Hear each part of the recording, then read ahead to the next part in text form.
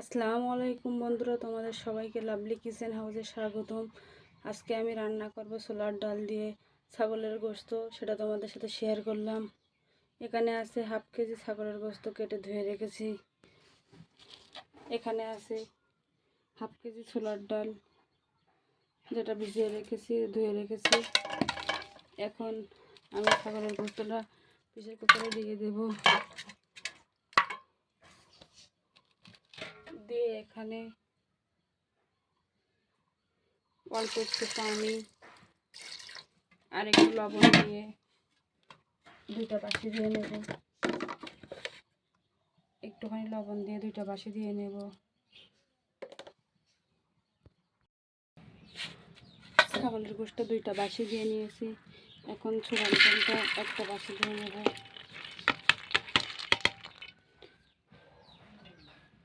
আপনারা চাইলে একটা হাঁড়িতেও রান্না করতে পারেন, কিন্তু দ্রুত করার জন্য আমি প্রেসার কুকারে দিয়েছি। দিয়ে দেবে একটু পানি, দিয়ে ডালটা সেদ্ধ করে নেব। আমার ছোলার ডালটা সেদ্ধ হয়ে গেছে। এখন চুলাতে একটা কড়াই বসিয়ে দিয়েছি। এখন দিয়ে দেব তেল। তেলটা দিয়ে দিয়েছি। দিয়ে দেব রসুন থেতো করা, রসুন কুচি,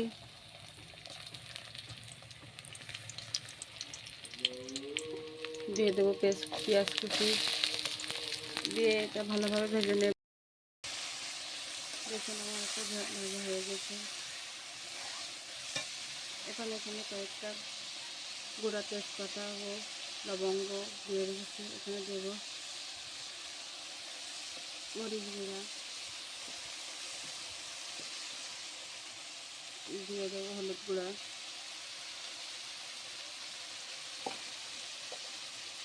আরও দেবো পরিমাণ মতো লবণ, দিয়ে মশলাটা কষিয়ে নেব।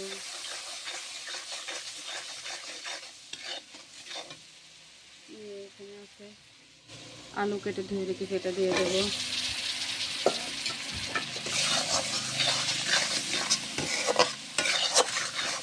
দিয়ে হালকা কষিয়ে নেব। এর ভিতরে আগে থেকে সিদ্ধ করা ছাগলের গোশত দিয়ে দেবো।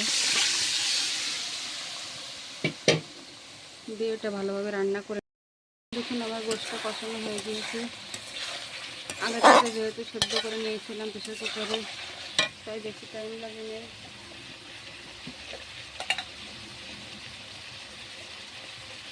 এখন দিয়ে দেবো একটু গরম মশলা, জিরার গুঁড়া, দিয়ে ভালোভাবে কষিয়ে নেব।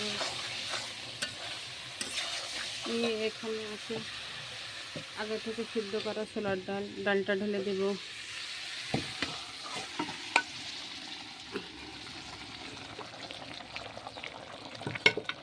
দিয়ে ভালোভাবে মিক্স করে কষিয়ে নেব।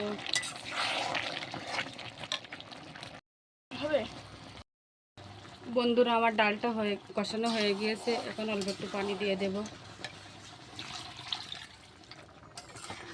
এবার ফুটে ওঠার জন্য অপেক্ষা করব। বন্ধুরা, আমার ডালটা হয়ে গেছে। এখন একটু হালকা একটু গরম মশলার গুঁড়ো দিয়ে দেবো। দিয়ে নামিয়ে ফেলবো কিছুক্ষণ পরে।